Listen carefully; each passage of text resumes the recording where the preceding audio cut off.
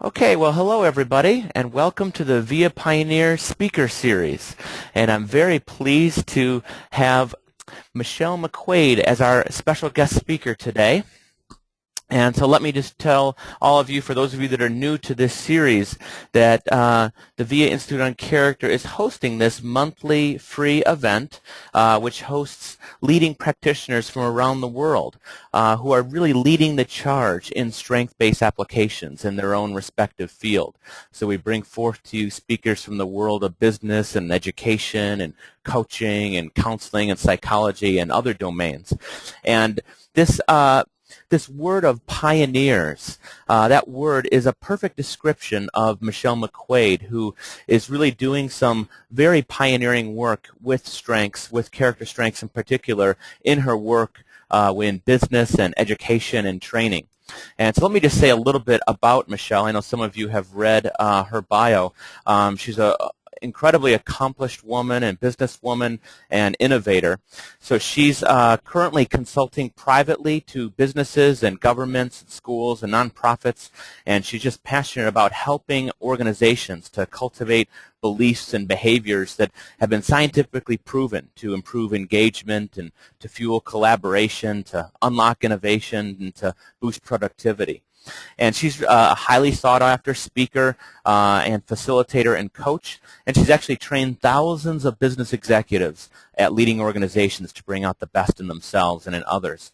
At present, she's also working at PricewaterhouseCoopers in Australia, where she works to unleash the potential of over 6,000 employees in helping clients succeed.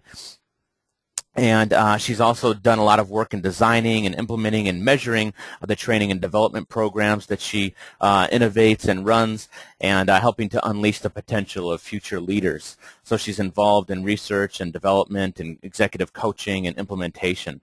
And she also worked for a while at IBM Australia as the marketing manager and was acknowledged there several years in a row as within the top 10% of performers in Australia. So I could really go on and on to tell you more about this wonderful pioneer, but it would be much better to hear directly from Michelle. So Michelle, welcome. Thanks so much, Ryan, and my apologies for the slightly late start, guys.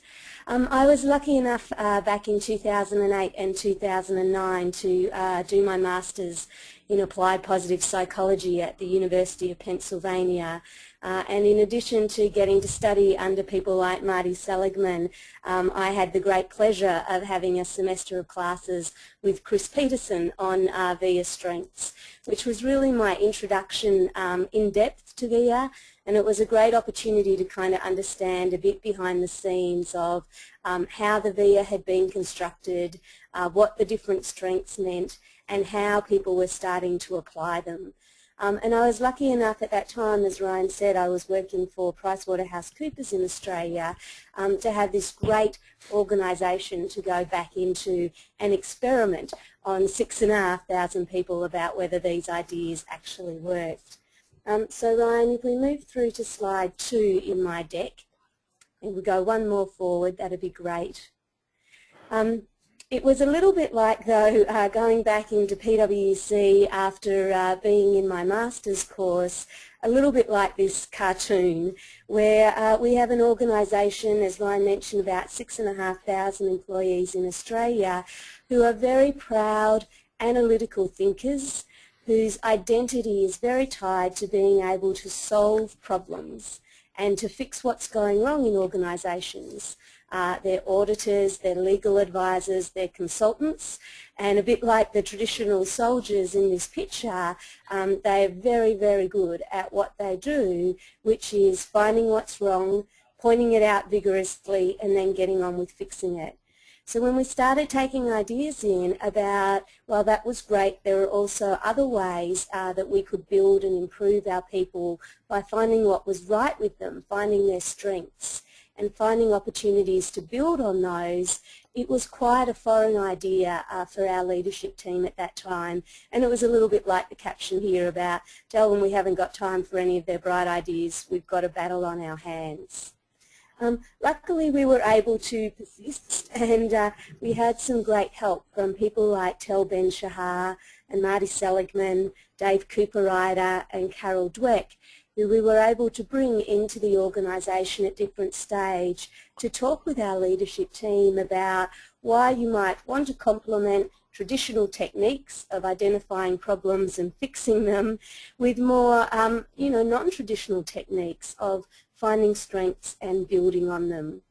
So what we were able to do in order to help get our leadership to that point of view was to get people like Tal and Marty to help educate our leaders that when we had our employees in a more positive frame of mind, then they were more likely to be engaged in what they were doing because they were finding that state of flow, of that complete absorption in where they were at the time, that they would start to think more in terms of we, so they would be more collaborative, if you look at the work of Barb Fredrickson on positivity, that they'd be able to solve problems more creatively and see more of the bigger picture when they were in a positive state of mind, and so they would be more innovative, which was something we really needed from our people. And as a result of those sorts of changes happening, they would be more productive and loyal because they were more energised and enjoying their roles. So really we were able to get a permission from our leadership to begin experimenting with strengths, to try some of these new ideas, when we were able to make a case about how this would help complement the way our employees could operate. And in particular, it was very important that we talked about it not being either or, that it wasn't strengths or weaknesses, but a case of and. How could we improve the range of tools and techniques we had in the business so that when focusing on a weakness and fixing the problem was the right thing to do, we had those skills, but equally when focusing on a strength and finding ways to build it was going to be more effective, we had the understanding and the tools and techniques in the business to be able to operate from that place, which was something we hadn't had before. So Ryan, if you go to the next slide. Of course, we didn't just expect them to take our word for it. After all, these are people whose predominant focus is very much on the bottom line and the numbers. So we also had to learn to speak the language of business strength. And work from organisations like Gallup were hugely beneficial for us in being able to do that. Many of you may have seen some of this research before. And this comes from Gallup's work on asking more than 200,000 people around the world, do they have the opportunity to do what you do best every day? And of course the numbers on that is generally only about 2 out of 10 people say yes. So that helped us make a business case that there was this incredible untapped potential in the organisation sitting around. And also the Gallup work that showed that when teams are able to say yes to that question, you get the benefits of lower turnover, higher productivity and enhanced customer satisfaction. And these were business outcomes that our organisation was very keen to procure. And that again encouraged them that this was at least worth letting us experiment with a little bit to see what happened when we used strengths in our organisation. If we go to the next slide, please, Ryan. So once we had the permission to experiment, the next question was really, where do we begin? And you might not quite see the bottom line on this slide, but it says, implementing these changes won't be easy. We're pretty set in doing things the wrong way. And that really summarised where we were at that stage. We had tried, like most organisations, lots of different behaviour change initiatives over the years. And while we'd had some breakthroughs, like most organisations in that space, we'd found overwhelmingly that it was very difficult to make changes in behaviour stick in the organisation. And it took a huge amount of energy and focus in order to do that. And when you're trying to change the behaviour of 6,500 people spread right around a very large country like Australia, that was quite a daunting prospect for us. What we'd found in the past was some of the traditional, more linear change management approaches about creating a burning platform, finding a coalition of the winning, setting small wins. While they could be effective in some instances, it was a little bit of the old command and control approach to organisations where we were using a lot of extrinsic motivators, carrots and sticks, rewards and punishments in order to get people to embrace the behaviour change. And we didn't think that that would work in this case, and we didn't think it was very strength-based as a change management approach. So instead of that, we went to the work of David Cooperrider and the field of appreciative inquiry that looks at a more positive strength-based change. And based on that work, we really focused on 5 ways that we were going to build strength-based teams in the organisations. And that involved planting seeds firstly, finding ways to fertilise that development, nurturing it with a lot of sunlight and conversation and recognition, providing structures for growth, finding ways to embed it in the organisation, and then inviting more broadly others to share in the change that was taking place so that they could enjoy the benefits of it. So let me put a little bit of meat on that story, and I'll show you some examples as we go about how we actually made that happen. Ryan, if we go to the next slide, please. So our first step was to begin by planting seeds, and I'm a big believer in the power of a pilot. In an organisation, I find when I say to somebody I want to introduce a change, but I'm just going to pilot it somewhere, it's a lot more acceptable than rolling out a big initiative. And I can normally go away and find a small group that's got a hunger and a need for some of the change that I'm interested in implementing. And we can go about quietly piloting it there to see what works, and then have a case study for the organisation to feel like this idea can work within the bounds of our culture. So what we did in this case, we found a small team to pilot the use of VIA Strength amongst themselves, and we provided them with the survey tool to go and do online at VIA, and we then wrapped that around some coaching and opportunities for testing and feedback. And Ryan, if you go to the next slide, please. In particular, in this case, the team we found to pilot it with were a group of high leadership women. We had a challenge at the time in our business around keeping senior women in the organisation and not having them kind of drop out to other careers, and that was very important for the diversity agenda. And so we went to this group of females in very high leadership roles, and we said that we wanted to create a series of leadership workshops for them. We ran this over 6 sessions. They come together for about 2 hours a week, and the very first thing we got them to do was their VIA strengths. So they'd come into the first session having done the survey online, and we'd ask them a question like this based on kind of that appreciative inquiry framework to reflect on a high point moment, a time that was memorable and stood out in their minds, where one or more of their strengths were engaged at work. What was it they were doing, who were they working with, and how did it feel to come to work during that time?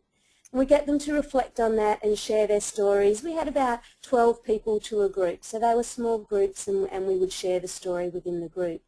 Ryan, if you click the next key, there should be another bullet point that appears. Thank you.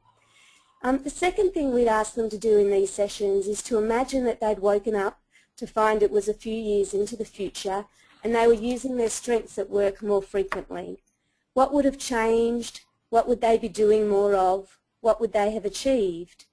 How would people feel about working with them, and how would they feel about coming to work? And we'd ask them to draw a picture titled "At My Best" to capture what that new world would look like. And while there'd be lots of groans and moans about trying to draw pictures, they'd come up with these amazing examples of what this new world could look like. And it started to create that positive image of what work could be for them if they were able to use their VIA strengths more frequently in their roles. And Ryan, if we click the button, another point should come up. Once they started to get attached to that image, we'd ask them to think about making 3 wishes, that if they could use their strengths more frequently at work to start turning that dream into a reality, what would those wishes be? And we'd ask them to write down the wishes and which strengths it would help them use and to share those into the group. And this was a way to help them start creating small, manageable goals about how could they start making that dream of using their strengths more frequently at work a more practical reality. And Ryan, if we click that button, there should be one last point on this slide. Finally, we get them to try and take that into a small habit that they could start building as soon as they left that session. So we'd ask them, if you were to start using one of your strengths in a new way today to make one of those wishes come true, what would you start doing differently? How would you make it easier to get started? How would you make sure you could practice for at least 10 minutes a day? And how would you celebrate that change starting to happen for you? And normally they come up with small things. It might be that they had a strength of curiosity and they wanted to make sure they had more times in their day for that. So when they got to work each morning and logged on, they might make 10 minutes to read a different blog or a different magazine or a different article in their area of interest, so that each day they'd found a way to put that strength of curiosity to work. That's okay. That's okay.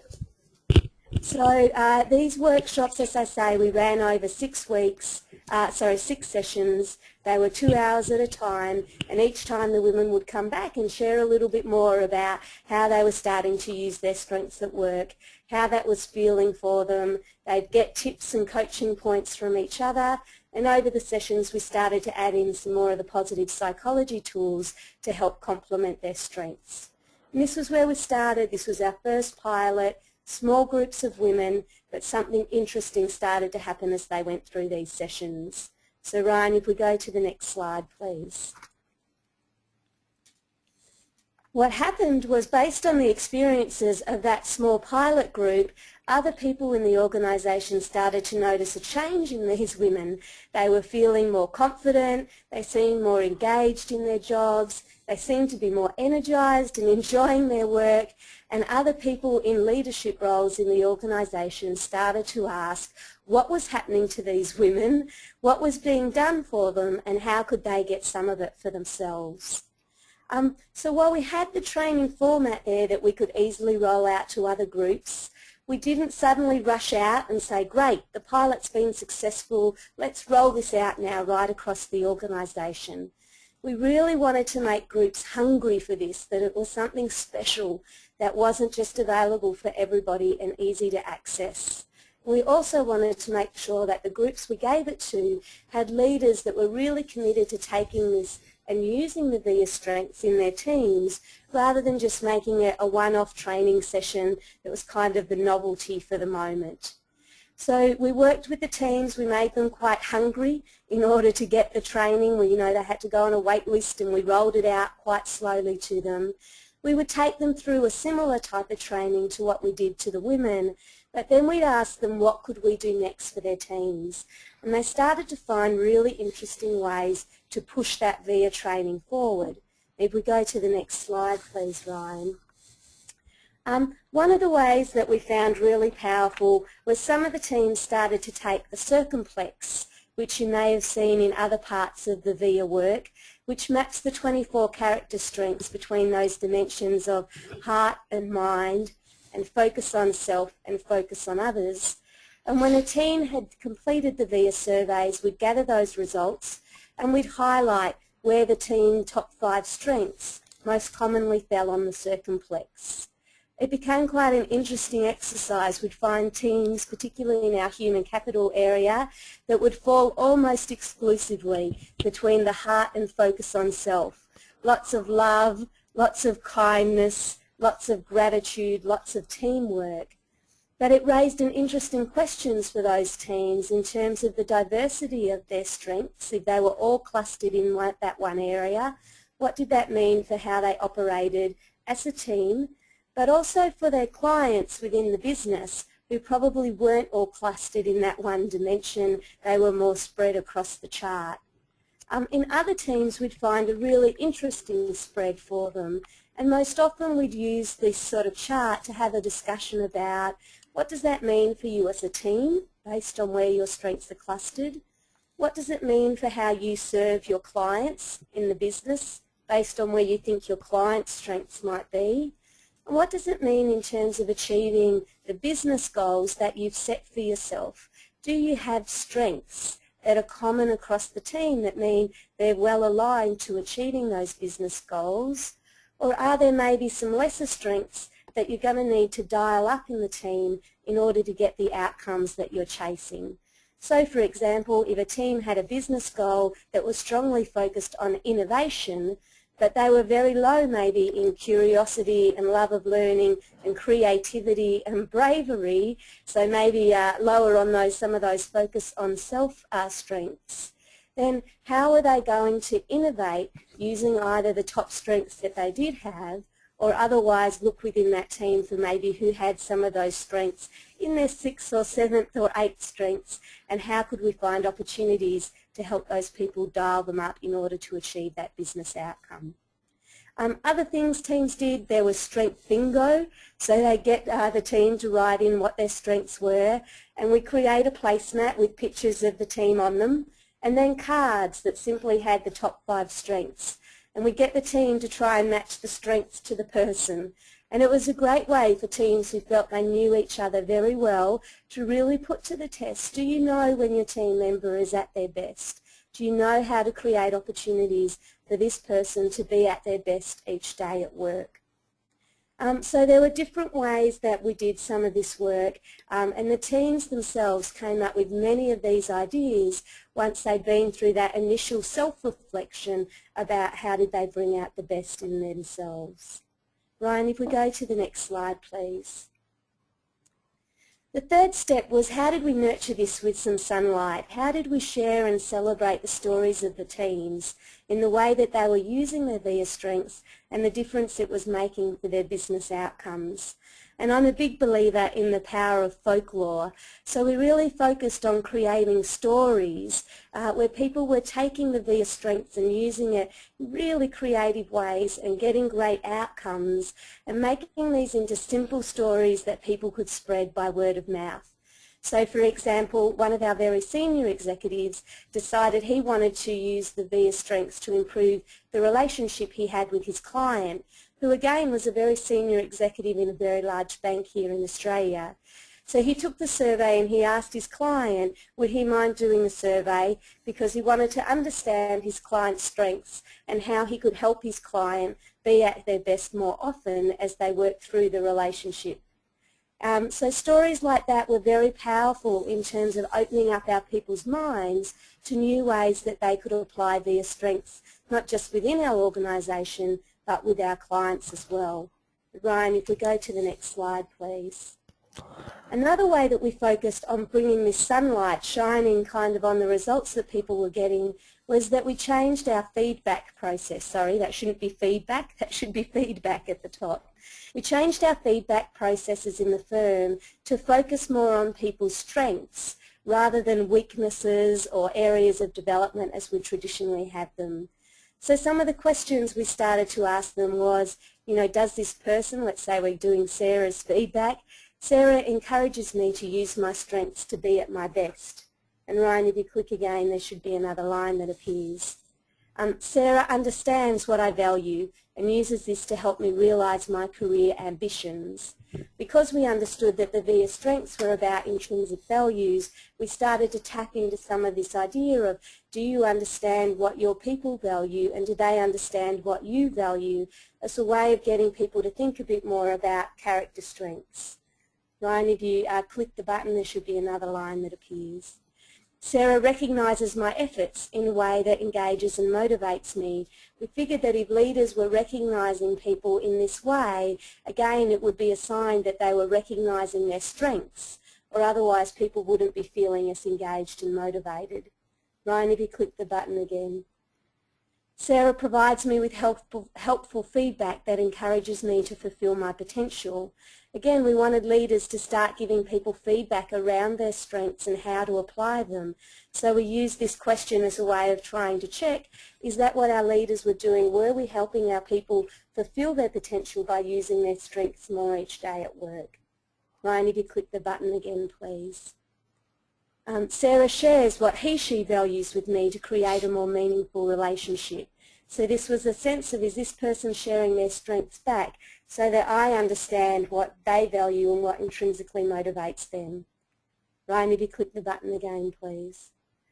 What are Sarah's key strengths and how have you seen him or her leverage them to be at his or her best? This was a reflect of the person giving the feedback to be able to say, well, I see Sarah's key strengths as zest, and the way that she uses her energy in order to be at her best each day for her client and her team. And so these were just some examples of questions we started to embed into upward and downward and peer-based feedback within the organisation to get people to get that sense more about how are they using their strengths, that we were encouraging them to use their strengths, and that they had permission from the organisation to use their strengths to fulfil their potential and to be at their best more each day in their roles. Ryan, if we click forward then, please. Oh, sorry, my apologies. How could Sarah further develop to add greater value to our clients? And one of the big challenges has been, and I'll talk about this more in a moment, getting people to look at development in an organisation through the lens of development didn't equal fix their weaknesses. Development equaled build on their strengths. And if we go to the next slide, Ryan, I'll talk a bit more about how we did that. So as we started getting teams, there's lots of learning and training going on in the organisation. We're starting to give more feedback. Our next step was how did we embed it into some of our systems and processes in the firm so that there were these structures for people's strengths to keep growing up. And in particular, we looked at performance management in the organisation and how we were evaluating our staff. Ryan, if you go to the next slide. So within the organisation, we had quite a detailed performance cycle. Each year our people are asked to set down a development plan. So what are you going to achieve this year? During the year they collect feedback before just how we'd amended that. And then at the halfway point and the end of year point, they have to provide an evaluation, how they feel they're going in terms of achieving those goals. And their boss and their coaches sit down with them and they give them feedback on how they feel they're doing as well. So one of the things was we took our performance plan, and what you can see on this slide is an example, and performance plans used to just be about the what. What were the tasks that you would complete in order to fulfill your role in the organisation? And we asked them to also start thinking about the how. How are they going to go about doing that? And specifically, how are they going to use their VIA strengths in order to achieve those tasks in a way that allowed them to be at their best each day at work. So you can see an example, they were asked to do them in the areas of people, client and firm, but that top example there about I'll use my strength of gratitude to nurture my direct reports so that they feel coached, supported and empowered to realise their potential. That second one in the area of clients, I'll use my strengths of curiosity and creativity with our internal clients so there's better understanding across marketing of their business requirements. And in the third example of firm, I'll use my strength of zest and hope to continue to share my skills, knowledge and networks in branding, marketing and positive psychology. So we actually asked them within their plans to start embedding their strengths very explicitly so that then when they were doing their in the year of how they'd gone, they could report back on exactly how they'd used those VIA character strengths in order to help achieve their tasks, but more importantly in order to help achieving and reaching their full potential, which is what the organisation was trying to achieve. And Ryan, if we go forward one more slide please. The final step of that, once we'd now had quite a lot of training going on right across the organisation, we'd gotten the feedback, so people were getting evaluated more around their strengths, less around their weaknesses. We'd encouraged them to set their performance plans specifically around strengths and provide coaching and evaluation on how they were doing in using those strengths. When we felt we were getting to a point now where we were really starting to walk our talk, the last step we've just started implementing is inviting others to share on being part of this strengths-led organisation. So we've embedded it now into employee value propositions and we've started to recruit accordingly. So Ryan, if you go to the last slide, to the next slide, sorry. We had an interesting conversation recently with Marty Seligman. He was out here in Adelaide for the month of February, and we asked him, you know, sort of what was he learning from the work with the US military, where again the 1.1 million soldiers have all taken the VIA survey as part of building a psychologically fit army. And what Marty told us is they were particularly with VIA strengths, they were now able to start predicting things like who was more likely to be promoted based on which strengths that they had. And he was really encouraging, I guess, for selection and recruitment, that we started to think more about strengths as a lens in terms of hiring people into the organisation. Now, we don't use the VIA survey as a recruitment tool. It's not our intention to do so, partly because we like the fact that the VIA strengths are buildable and changeable, and that plasticity of potential that people have within them. But what we did decide to do based on Marty's feedback was bring more of a strength-based list to our recruitment processes. And again, we've really relied on the appreciative inquiry framework to help us think about the type of questions we were asking and how did we get people to talk more about their strengths and identify their strengths, not using VIA, but using sort of their own language in interview processes that would help us understand a bit more about their potential. So some of the type of interview questions we've changed to now are things like, tell me about a time when you felt most alive, engaged and proud of the work that you've done for an organisation. What was happening, what were you doing, what circumstances allowed for such an incredible experience, and what made it so memorable for you. Ryan, if you click the button, another question should appear. So that first question is really trying to get to that alive and proud, to get them to talk about strengths in their own language so that we can start to get a feel of it will be a good fit for this team and this role. The second question we ask is more to that dream, that positive image of the future. What hope to accomplish in this organisation? What would success look like 3 years from now, and why will that be important? So again, we're trying to see through this kind of question, what strengths are they looking to build upon? What's important to them in their journey and the potential that they want to reach for themselves? Ryan, if you click the button, and the third question should appear. Then we ask them into more of that design stage of the AI questions. You know, it's great to have a dream, but how are you going to get from here to there? So if you were successful in securing the role and you could make 3 wishes to begin moving you towards the future you've just outlined, what would you wish for? Tell me about why these wishes are important to move you from where you are today to the outcomes you desire. So this is where we've started to try and get people to focus on the idea of development plans, that development plans aren't so much about overcoming my weaknesses and what training do I need to fix myself, but development plans are at least equally, if not more so, about what strengths do you have and what development and opportunities do you need in order to build on those to take them to the next level for you. And Ryan, if you click the button, the last point should come up. So again, following that appreciative inquiry framework, the last piece, which I always call the skin in the game question, is based on this interview process, and regardless of the final result, if there was one thing you'd start doing differently tomorrow at work to unleash more of your potential, what would it be? Who would you turn to for support, and how would you measure your progress? And this is really trying to get to, while we as an organisation can do lots to help someone build on their strengths and reach their potential, are you really going to put effort into it as well, regardless of what the outcomes are? And so this is a way for us to kind of get a sense of, are they really committed to that vision of the future for themselves, or is this more just a nice conversation of dreaming, but they're not really going to put the effort into reaching it? And Ryan, if we go to the next slide, please. So overall for PwC, this has been a journey of about 3 years, what I've spoken you through.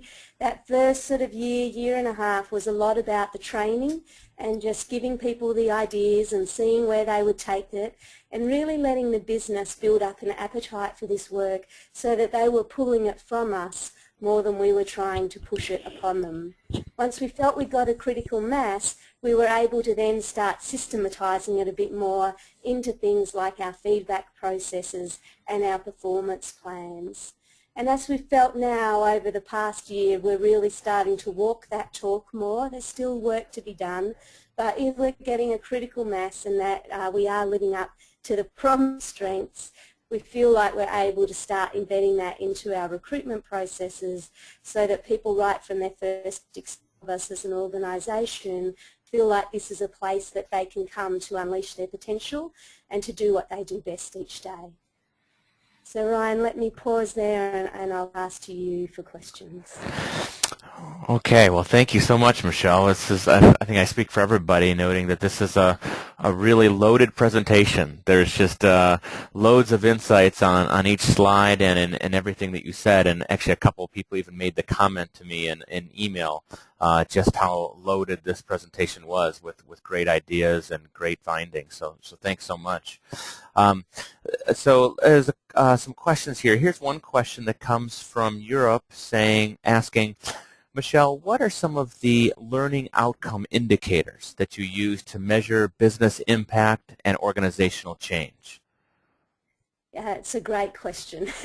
Unfortunately, like many organisations, the appetite for measurement around this hasn't been what I would love for it to have been. I would have loved that we had a control group from the start with those early pilots so that we could see the real difference that it was making both individually and collectively as we were putting those in. Our measurements have tended to be more traditional around levels of engagement. So we have an engagement survey that's done at regular intervals in the organisation, and we have place-specific questions in there like, do you feel like you have the chance to do what you do best each day at work? And so we've been able to track over the 3-year journey, you know, at what rate is that increasing. And we've seen a good, steady, solid incline on that. We also track within our client feedback processes, and we use things like the Net Promoter Score measure. You know, are our clients feeling like they're getting teams who are energised and engaged and delivering the type of work that they want? And again, we have seen shifts in that. We couple that with what we call a brand health index, and we measure that quite rigorously every year. And over the 3 years, around some key behaviours that we wanted to come out from this, like collaboration, you know, we talk about putting ourselves in our clients' shoes, like innovation, what sort of new ideas are they getting and the like. Again, over that 3-year period, we've seen very steady improvements in those outcomes to the point where about 1.5 years into this journey was the first time we've managed to competitively differentiate as an organisation against our competitive set. So they're not as specific, Brian, as the measures I would love to have seen us put in. And part of that is just the business appetite is get on and do it. We need this stuff and we need it fast, and we'll trust that it works along the way. And if we don't see those sort of bottom line indicators shifting, then we'll have to pull it and think of something else. Okay, great response. Next question is, I'd like to hear any suggestions Michelle has regarding marketing the VIA and VIA-based consulting to business organizations. So kind of the focus on marketing here. Yeah, and just let me also just say that if as questions kind of keep coming in, please email me at ryan@viacharacter.org. We'll probably just have time for just a couple more, but you might be able to squeeze yours in. I'll kind of try to choose from the maybe the ones that might be most applicable to as many people as possible. So, okay. In Australia, it's been quite a little hotbed of positive psychology the past 3 years. Marty Seligman has been here pretty regularly due to work that he first started with Geelong Grammar School in the positive education space, and more recently, as I say, he's here for the month of February. One of our state governments wanted to create a flourishing state.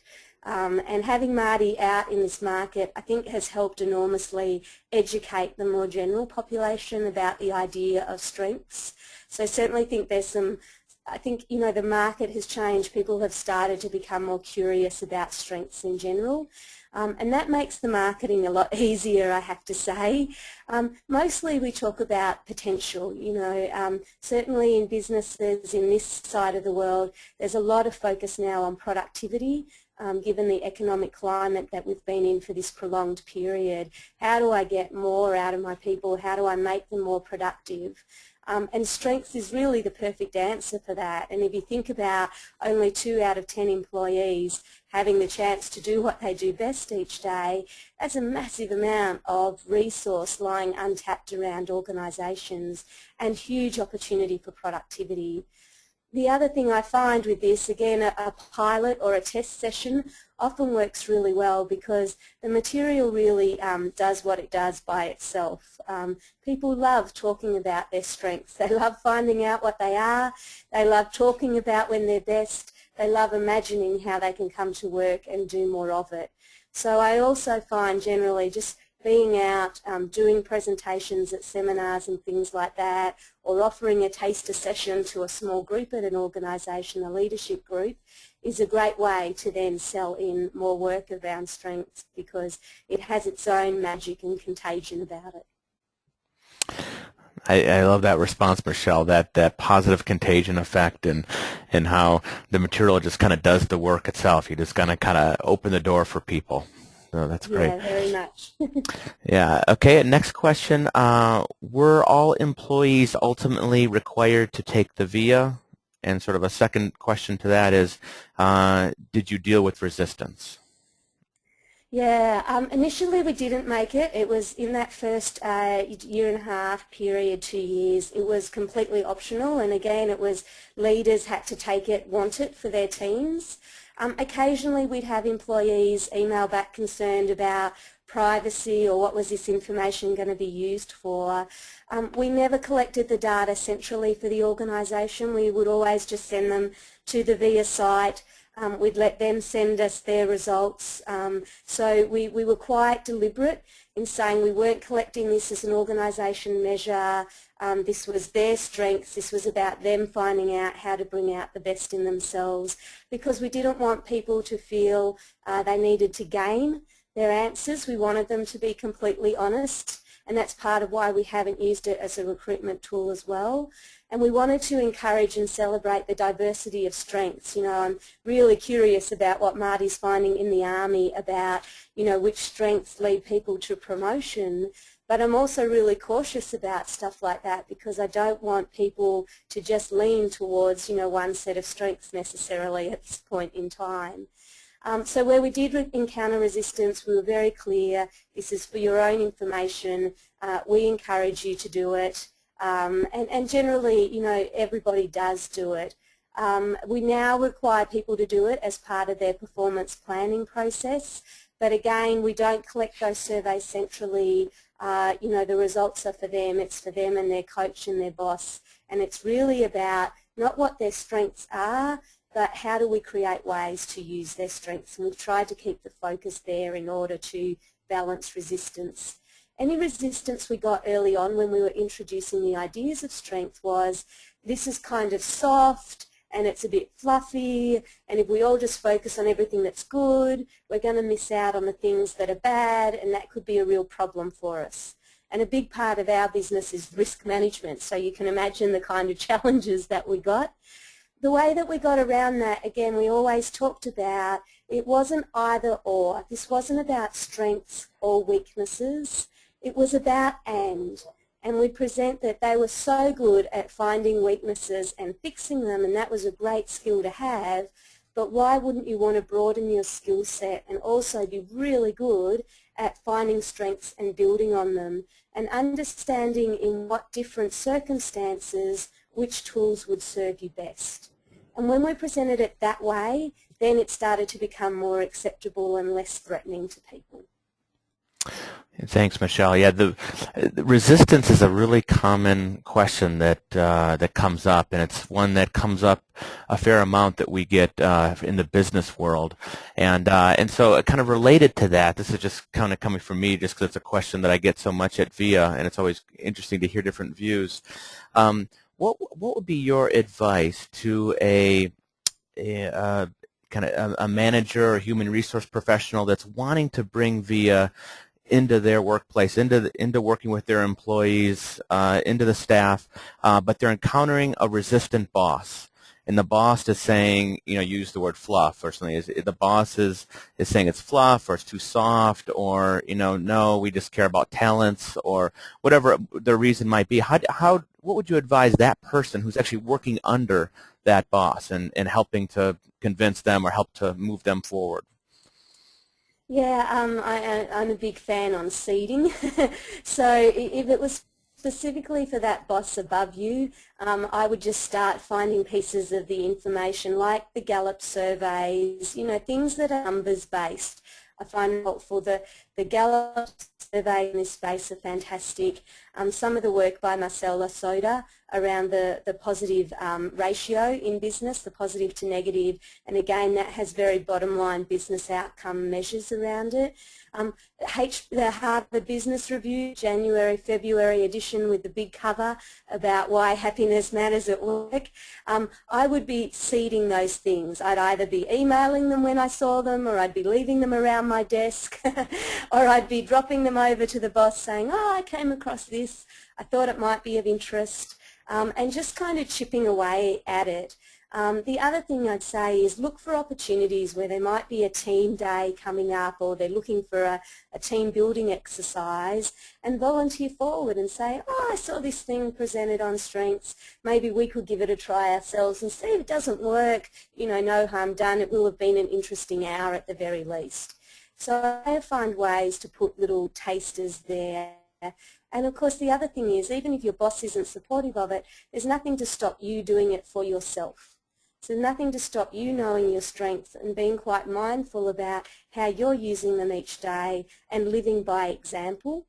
And the other thing I find is often, even if the boss, if other team members might be curious, as you have a chat over the water cooler or over lunch, and often giving it other team members so that the team itself starts to build a curiosity for it can sometimes overcome a reluctant boss. But a final thing I'd say, and it depends on your role, if your boss themselves aren't immediately interested, but you can find another boss in the organisation who wants it for their team, particularly if you're in a HR role, then maybe offering to go and pilot with that team because that boss is quite interested in it, is another way to find a way to seed it. Excellent. So I'm kind of hearing several different things, but it sounds like taking not only the direct approach, but also an indirect approach in terms of the seeding and also living by personal example. So that's great. Lots of good tips in there. Another question is about how much this has been used outside of Australia. So the program that you outlined, Michelle, has it been made available in the United States and other countries? Are you aware of other programs doing some similar work in other businesses around the world?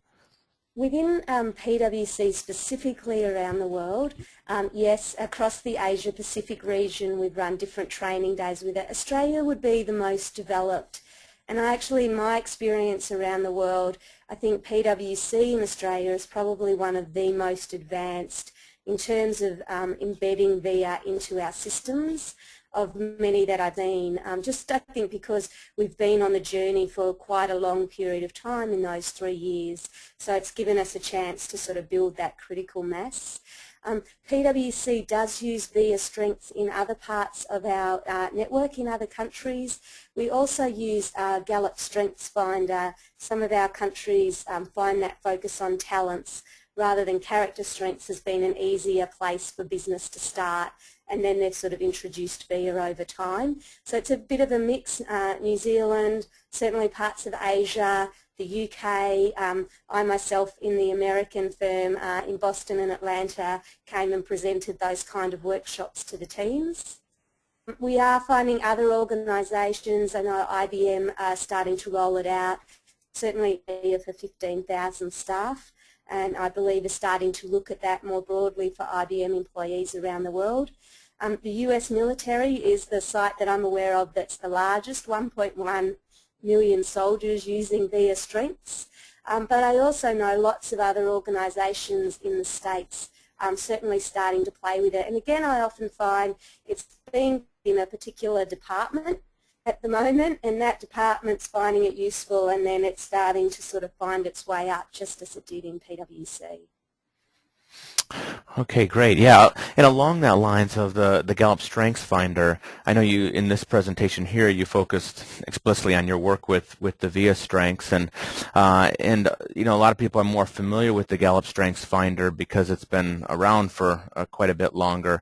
But as you know, there's many different differences between the two. The two define strengths in a different way. Gallup defines it more as talents and skills, and it's a proprietary instrument, so it's not open to being researched and kind of the peer review process, and you know various differences. But still, it's a strength measure out there, and a lot of consultants are curious about how to combine the two. How do you use VIA with Strengths Finder, and is there a best way? And so I was just curious if you had given that much thought or done much with integrating the two instruments. Yeah, actually I did within my own team about 2 years ago when we were experimenting with it all, and it came from some work that Tel Ben Shahar did with us. And what he did was he'd created two circles on a page that kind of overlapped, so you know they were sort of like a chain with a little bit of link in the middle of the two circles. And in the first circle he'd listed the top 5 VIA strengths, and had listed at the top of the circle that these were the intrinsic motivators. And in the second circle, he'd listed the top 5 Gallup talents for that person, and at the top had listed those as the extrinsic motivators. In the middle of the circle, in the link piece, he'd done something really interesting. For the VIA, he'd looked at, for those top 5 character strengths for the person, which were the virtue groups for VIA that they most fell under. So, you know, 2 or 3 of them where it might have been under wisdom, under the head strengths, and maybe 2 of them were under the humanity, the strength of others.